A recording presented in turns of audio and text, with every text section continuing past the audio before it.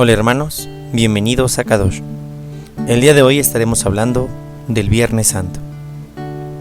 Quisiera aprovechar esta pequeña intro para hablar un poco acerca del sentido del sufrimiento. ¿Cuántas veces lo que menos queremos es sufrir? Hemos olvidado que nuestro dolor es cura para otros. Hay un canto que aunque me gusta mucho, siento que contempla mal el seguimiento de Jesús. Una frase de ese canto dice que la tierra que pisamos es como espuma. Pero la verdad es que seguir el caminar de Cristo nos lleva a un camino a veces pedregoso, que lastima. A veces las piedras de ese camino son afiladas, se entierran, se incrustan en la carne. Hoy quiero, hermano, que medites el misterio de la pasión de Jesús. Hoy no solamente escuches este audio como una formación fría. Permítete entrar a esas escenas del Calvario de Jesús, a esas escenas de su juicio, de su pasión, de su muerte.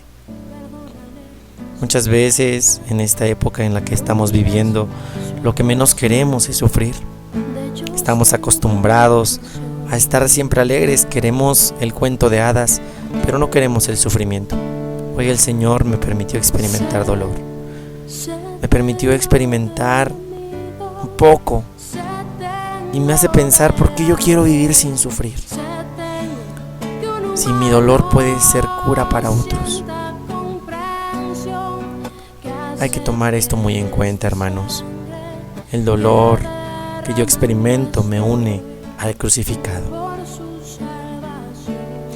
Pues pasando un poco de esta pequeña reflexión, nos acompañan en este programa invitados nuevos. Algunos ustedes ya los conocen. Así es, Dani, y hoy nos acompaña una personita muy especial, quien hace un momento estaba un poquito nerviosa y emocionada de poder estar aquí. Le damos una cordial bienvenida a mi hermanita menor, Erika. Pues bienvenida, Kika, y bueno, también nuevamente damos la bienvenida a Tachi y a Eric, que nos acompañan en este especial de Semana Santa. Mi nombre es Daniel. Y yo soy Lucía. Esto es Kadosh y comenzamos.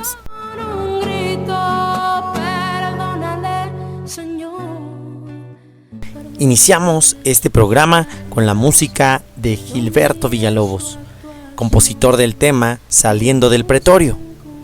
Esta versión se le atribuye a Marcela Garza, sin embargo no pude encontrar más información de ella, pero cabe mencionar que es un tema de inspiración cristiana no católica. Sin embargo, ha conmovido los corazones de muchos católicos. Escuchamos. La cruz sobre su espalda, llagándole está, no puede caminar, no puede dar. Sean todos bienvenidos a esta emisión, en la cual continuaremos hablando sobre el Triduo Pascual. Yo les compartiré un poco acerca de lo que es el Vía Crucis. Y bien, pues el Vía Crucis, como lo conocemos, es una expresión que significa el camino de la cruz. Ese camino que Jesús recorrió desde su sentencia de muerte hasta su sepultura y su resurrección, constando de 15 estaciones. Esta última, la estación número 15, es la de su resurrección, y fue agregada en consideración a que si Cristo no hubiera resucitado, vana sería nuestra fe. Esto lo podemos encontrar en 1 Corintios capítulo 15, versículo 14. La devoción al rezo del Vía Crucis es muy antigua y muy practicada. De hecho, fueron especialmente los franciscanos quienes ayudaron a extender y propagar esta devoción. Y de hecho, se dice que muy probablemente fueron ellos quienes establecieron en un principio las 14 primeras estaciones, con la intención de que los fieles las recorrieran a imitación de aquellos que lo hacían personalmente en los lugares santos de Jerusalén. Y es que a ellos, a los franciscanos, se les concedió en 1342 la custodia de los lugares más preciados de Tierra Santa. y en 1686 el Papa Inocencio XI les concedió el derecho a erigir estaciones en sus iglesias. Por otro lado, la mayoría de las estaciones del Vía Crucis tienen su origen en el Evangelio. Sin embargo, las otras, aunque no están escritas de manera directa, han sido deducidas también con base en el Evangelio. Me explico. Las estaciones que están directamente descritas en los Evangelios son las siguientes: la primera, la segunda, la quinta, la octava, la décima, la undécima, la duodécima, la decimotercera y la decimocuarta. Por otro lado, las estaciones que no están directamente descritas en el Evangelio son las siguientes: la tercera, la cuarta, la sexta, la séptima y la novena, que como ya habíamos mencionado anteriormente, aunque no están descritas en el Evangelio, tienen su origen en el Evangelio. Ya por último, me gustaría recalcar que es importante rezar el Vía Crucis con mucha devoción y fervor, recordando cada uno de los sucesos de la pasión de Jesús. Asimismo, guardar mucho respeto debido a la solemnidad de estos acontecimientos, especialmente en la 12ª estación, donde además se debe de guardar un minuto de silencio por la muerte de Jesús en la cruz. La oración del Vía Crucis, hecha con mucha devoción, nos permite crecer en la oración, la intimidad y el amor a Cristo, ya que al meditar cada uno de los sucesos presentados en cada estación, podemos darnos cuenta de ese amor tan grande que nos tuvo de principio a fin, y que no era la cruz lo que más le pesaba, sino todos los pecados de la humanidad. Cuán grande fue su amor por el Padre y también por el mundo entero, para no desistir, para no renunciar y para seguir con la cruz fiel hasta el final. Hola, y yo soy Eric. Ya en el video anterior ya me había presentado Dani, y siguiendo con lo que nos platicaba Lucy, yo quiero hablar con ustedes lo que es el sermón de las 7 palabras. Esta práctica se inició con el sacerdote jesuita peruano Francisco del Castillo, quien en 1660 realizó una prédica de 3 horas durante el Viernes Santo de este año, y desde entonces se realiza cada Viernes Santo en Perú.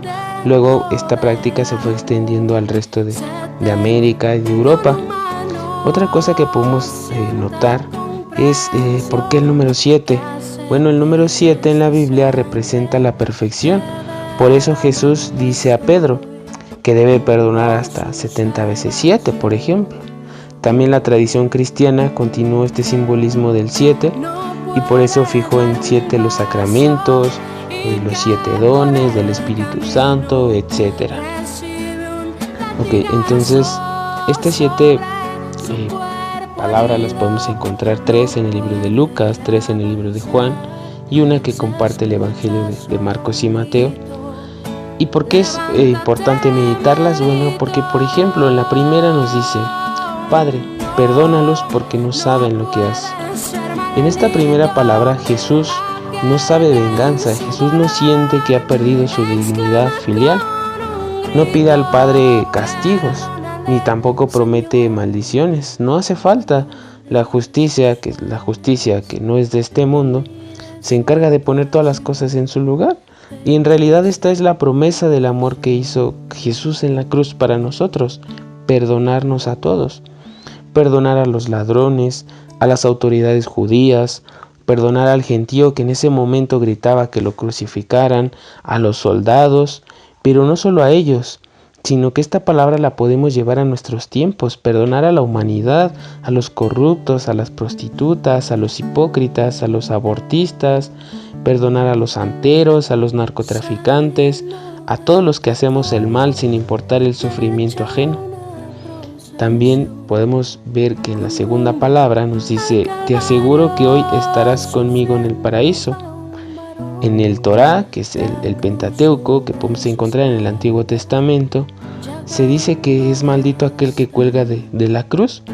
Y notemos quién fue el que le dijo estas palabras: acuérdate de mí cuando estés en tu reino.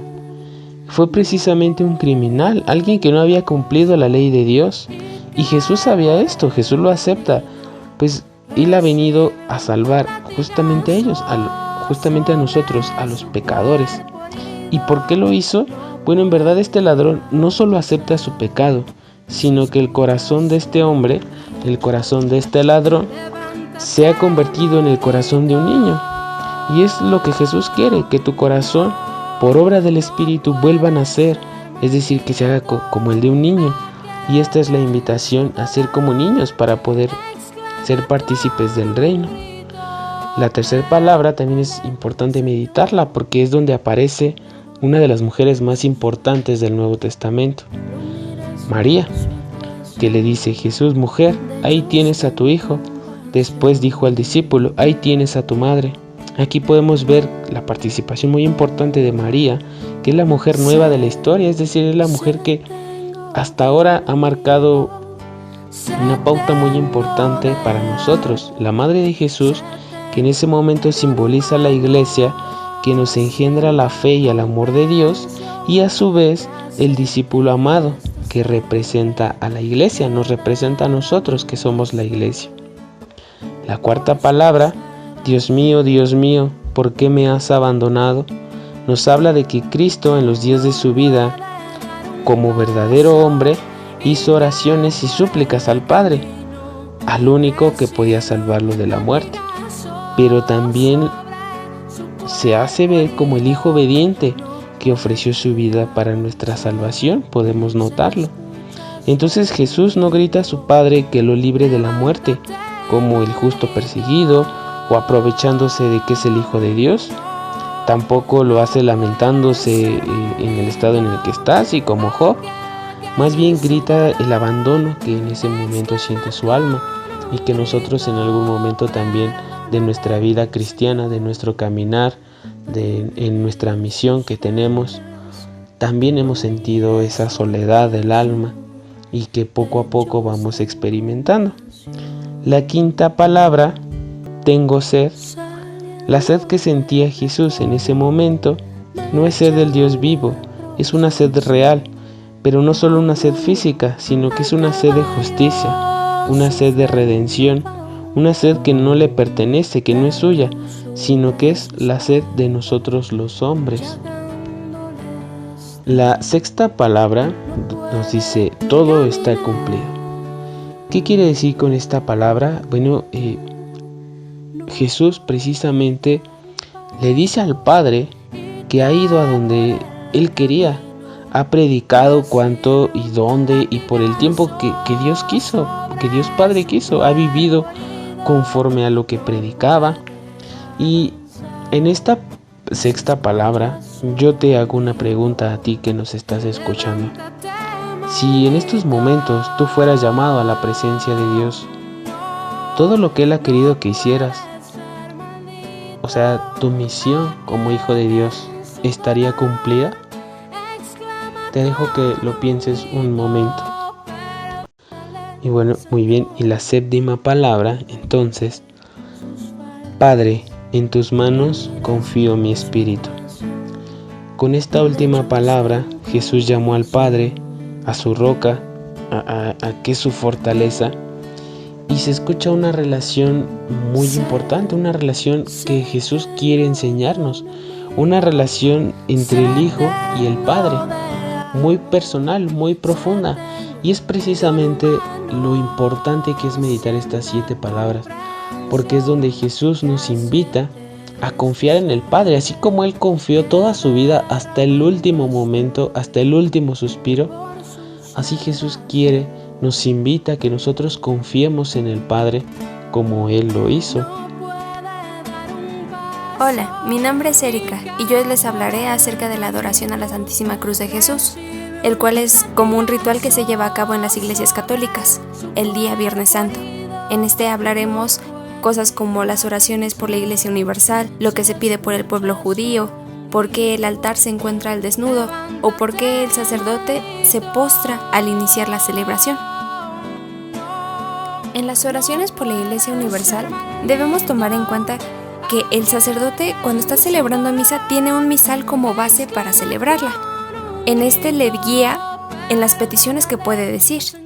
Por ejemplo, puede pedir por la iglesia, por el Papa, por los ministros y los fieles, los catecúmenos, los judíos, los que no creen en Cristo, los que no creen en Dios, gobernantes o por las personas que se encuentran teniendo algún problema. También debemos tomar en cuenta este precioso tema que a veces ignorábamos, y es lo que se pide por el pueblo judío. Como debemos saber nosotros, es que los judíos saben de la existencia de Jesús y creen en el anuncio del Mesías que había hecho el profeta Isaías, pero para ellos ese Mesías no es Jesús, y ellos siguen esperando a su Mesías pensando que nuestro Señor Jesús es solo un humano más. Entonces, anteriormente se hacía oración por ellos, pero esta oración tenía un tono de recelo, un tono de crítica hacia los judíos, porque no creían que nuestro Señor Jesucristo fuera su Salvador. Esto generó una polémica y fue hasta 2008 cuando el Papa Benedicto XVI cambió ese texto que venía en el misal, y ahora este texto pide también por los judíos, pero no con un tono de reproche, sino como si fuesen también nuestros hermanos. Y que de hecho lo son. El nuevo texto dice: recemos por los judíos. El Señor nuestro Dios ilumine sus corazones para que reconozcan a Jesucristo, Salvador de todos los hombres. Dios omnipotente y eterno, tú que quieres que todos los hombres se salven y alcancen el conocimiento de la verdad, concede que entrando los pueblos en tu iglesia, todo Israel se salve. Hay un tema que también es muy importante y que muchas veces hacemos de lado. Este es el tema de la colecta. Y no solamente lo hacemos de lado, sino que muchas veces malinterpretamos todo lo que pasa con ese dinero que se recolecta, que se junta.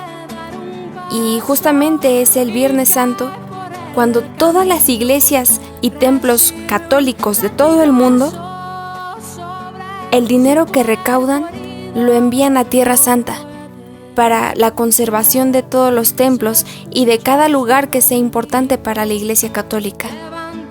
El siguiente punto a tratar es el altar sin vestimenta. Hay un cierto aspecto que muchas veces no notamos, y es que el Viernes Santo, precisamente este día tan importante, el altar no tiene que tener ningún tipo de tela o vestidura cubriéndolo, tiene que estar al desnudo.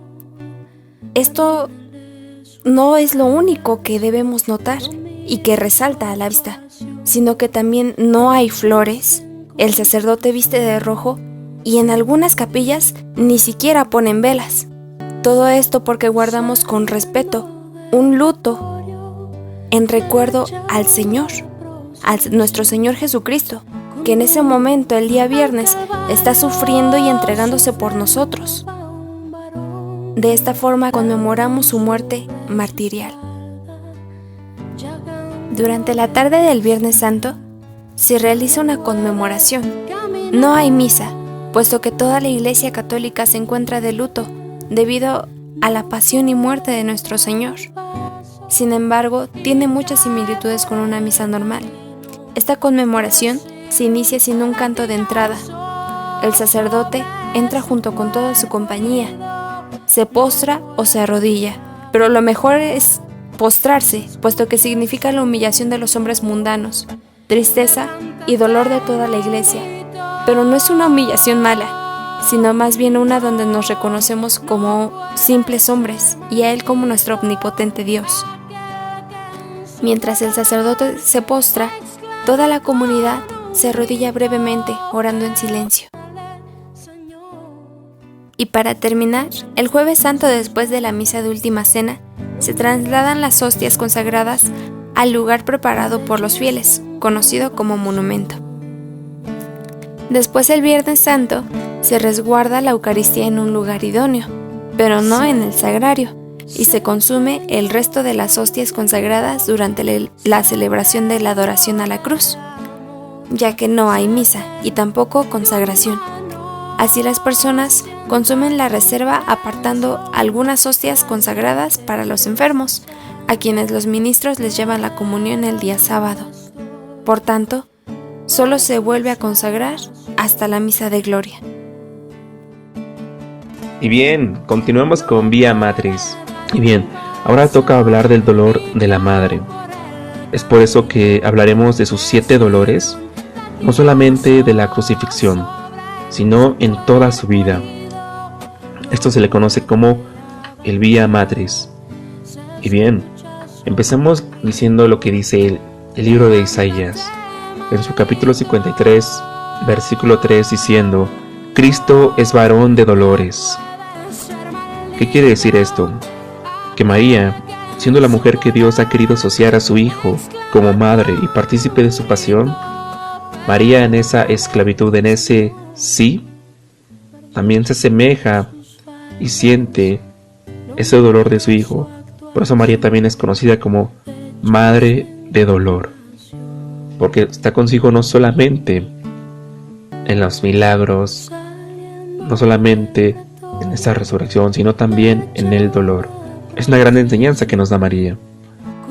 Y bien, empezamos con nuestro primer dolor, que es la profecía del justo Simeón. La palabra de Dios nos habla del Evangelio de Lucas, capítulo 2, versículo 27 al 33, que María y José llevan a Jesús a presentarlo al templo.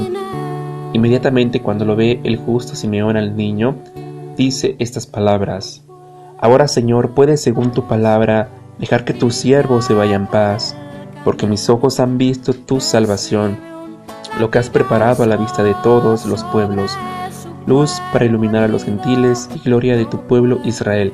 Desde ese momento, Simeón profetiza ya la salvación, la redención de la misión de Cristo Jesús. Desde ese preciso momento ya la está describiendo. Lo más bonito aquí es que algo muy bonito es que María y José estaban admirados de esas palabras de Simeón, cuando ellos, siendo los padres en ese momento de Jesús, se admiran de eso, sabiendo que Jesús tenía ese plan perfecto de parte de Dios. Vemos aquí la alegría y la novedad de los padres con una noticia, a pesar de que ellos lo saben, pero se alegran por lo bueno que le pasa a sus hijos. Bien, segundo dolor, huida a Egipto. En esa parte nos habla que el ángel se le aparece a José en los sueños y le dice: toma al niño y a su madre y huye a Egipto con ellos. Encontramos este pasaje en el Evangelio de Mateo, capítulo 2, versículo 13 al 14, dándonos esa constancia de salvación, cómo proteger al niño. Tercer dolor, el niño se queda en el templo de Jerusalén. Nos habla en el Evangelio de Lucas, capítulo 2, versículo 41 al 50. Nos narra que habían perdido al niño en Jerusalén, puesto que habían ido a la fiesta de Pascua.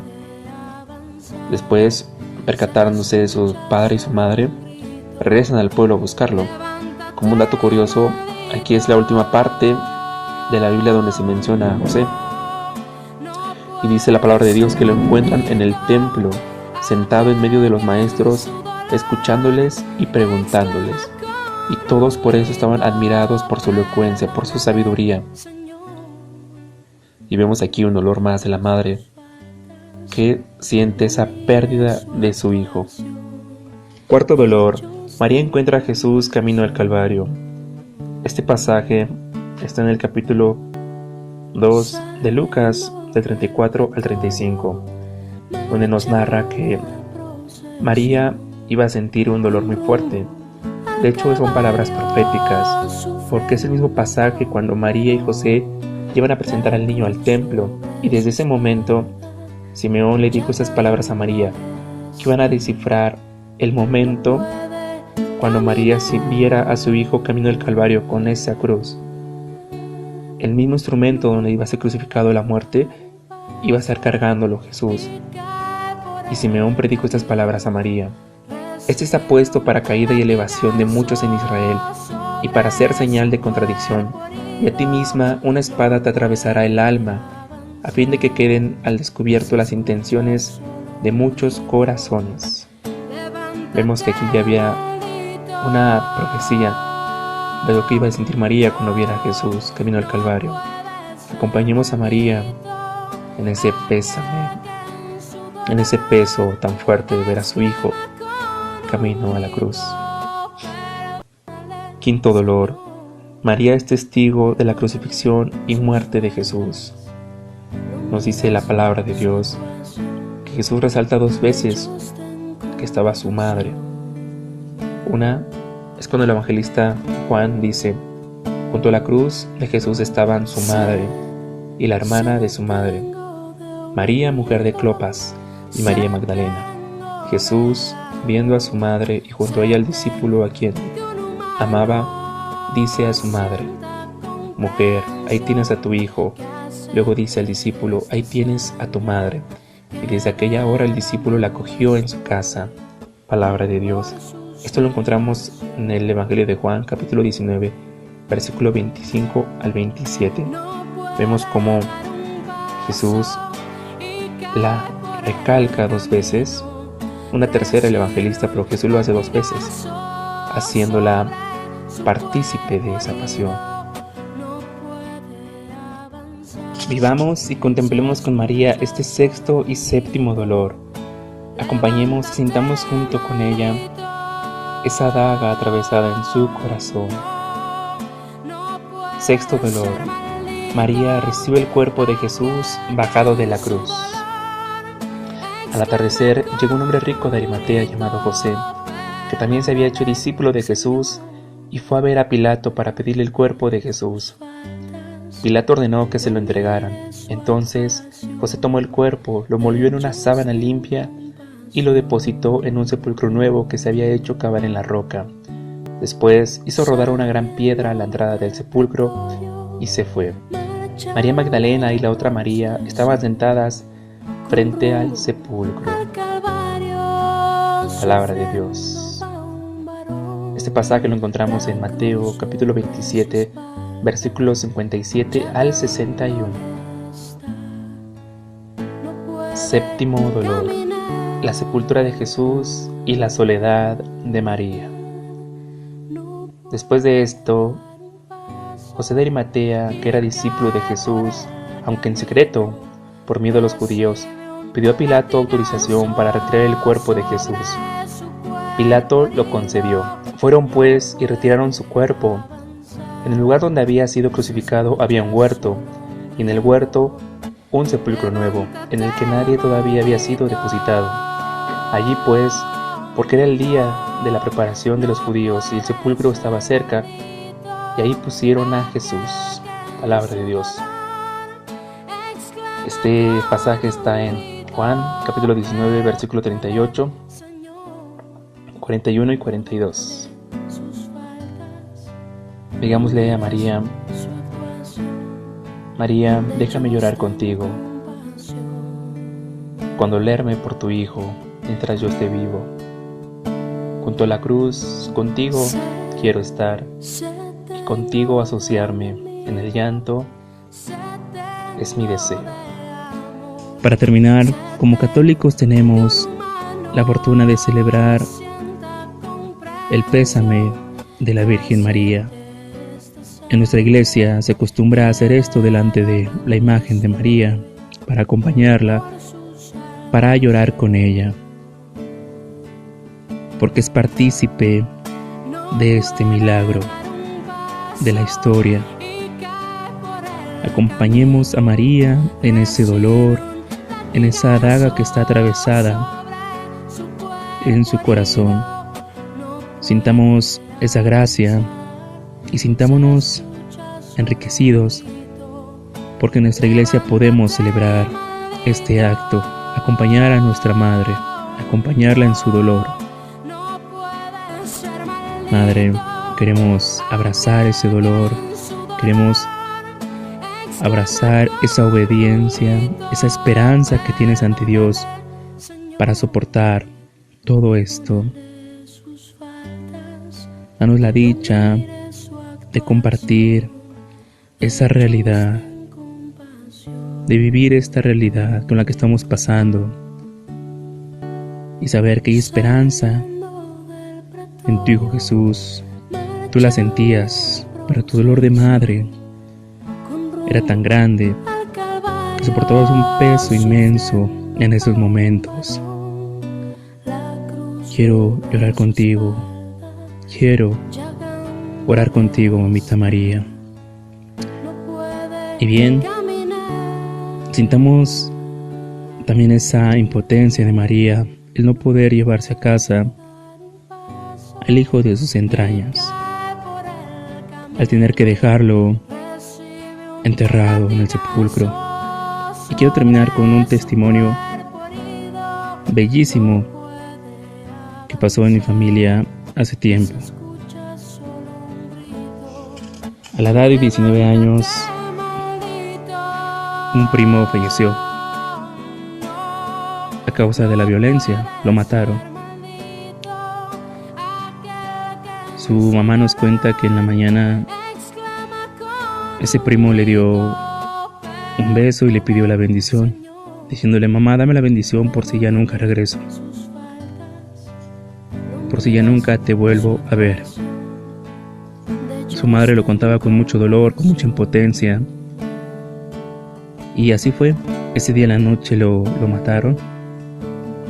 Y recuerda mucho esa parte y se alegra y le da gracias a Dios por permitirle darle esa bendición. Está muy agradecida por eso. Su papá me compartía, mi tío, que eso que había pasado al final era como una rosa. Por el momento dolía, pero al final viene la flor, viene el regalo. Y podemos ver que ese regalo, esa flor, puede florecer ahorita en este momento de fe. Ahorita que estás escuchando este audio, este momento, posiblemente esa espina que dolía y que mi tío me dijo que al final iba a ser un regalo de Dios, una flor que iba a madurar. Puede madurar ahorita en nuestros corazones con ese testimonio, centrándonos en Jesús, en lo que vivió y en toda la esperanza que va a traer a nuestra vida. Es por eso que, aunque veamos la espina, sintamos la espada en el corazón, junto con María, entreguémosle a Dios ese regalo, ese fruto que va a dar. Claro, Tachi. Y después del rosario de pésame comienza la llamada procesión del silencio, la cual podemos diferenciar del Vía Matris. Esta procesión tiene sus orígenes en aquellas primeras procesiones que realizaban los cristianos recorriendo las antiguas calles de Jerusalén. Después, en el siglo XIII, como ya nos decían, se reproduce el camino de Jesús por la calle de la amargura, y los frailes franciscanos son los primeros en realizar un Vía Crucis en las calles de Jerusalén. 2 siglos más tarde, en el siglo XVI, el marqués de la Tarifa, don Fradique de la Ribera, a su regreso de Tierra Santa y para recordar y conmemorar la pasión de nuestro Señor, funda la primera cofradía sevillana. De esta forma, los frailes carmelitas, llegados a la Nueva España en 1585, instituyeron las procesiones al estilo español. Sin embargo, no será sino hasta 1954, con Fray Nicolás de San José, que trasladado a San Luis Potosí, instaurará la primera procesión que nació de la devoción de los toreros potosinos a la Virgen de la Soledad. Ahora bien, ya conocemos un poco sus orígenes, pero ¿en qué consiste? El simbolismo consiste en acompañar a María en su dolor en total silencio, como un signo de respeto. En algunos lugares es usual ver el Santo Entierro cargado por fieles cirios, el clásico tambor o las cornetas, que son el único sonido que se escucha durante la marcha, y la imagen de la Dolorosa. Es una procesión de profundo respeto y debe llevarnos a recapacitar en que Jesucristo murió, por todos nuestros pecados, pero además de este acto penitencial profundo, nos debe mover a la esperanza en la resurrección. Saber que la gracia está por encima de nuestros pecados, que aquella madre que llora la muerte de su hijo amado será testigo de su pronta resurrección de entre los muertos, y que esa resurrección se convertirá en esperanza para el mundo entero. Pues esperamos que les haya gustado.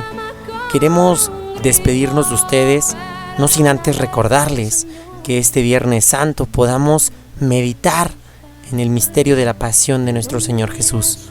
Muchas veces cuando tenemos la oportunidad de asistir a nuestros templos, creo que el Vía Crucis vivido roba más la atención al acto litúrgico de la adoración de la cruz. Creo que las procesiones, que a lo mejor en todo su sentido devocional roban parte de la verdadera importancia del Señor que nos espera en el sagrario para poder vivir en nuestro corazón a través de la comunión, que nos espera en esa cruz para adorarle y reconocer que es ese árbol por el cual hemos sido salvados. Entonces, yo sé que en este tiempo no podemos ir a las iglesias por la situación como está y la enfermedad, que en nuestras oraciones esperamos que pronto cese esta pandemia, pero yo te invito en casa, busca una cruz y adora a Cristo, porque Él dio la vida por cada uno de nosotros.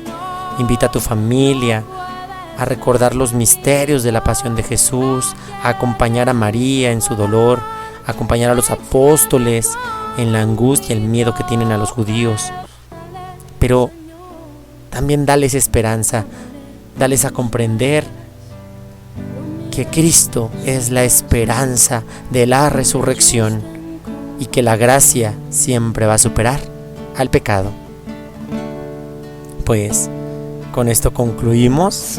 Les recordamos que el día de mañana estaremos aún transmitiendo el Sábado de Gloria, así que no se lo pierdan. Que Dios los colme a cada uno de su gracia y su bendición, y nos vemos en la próxima. ¿Qué hacer?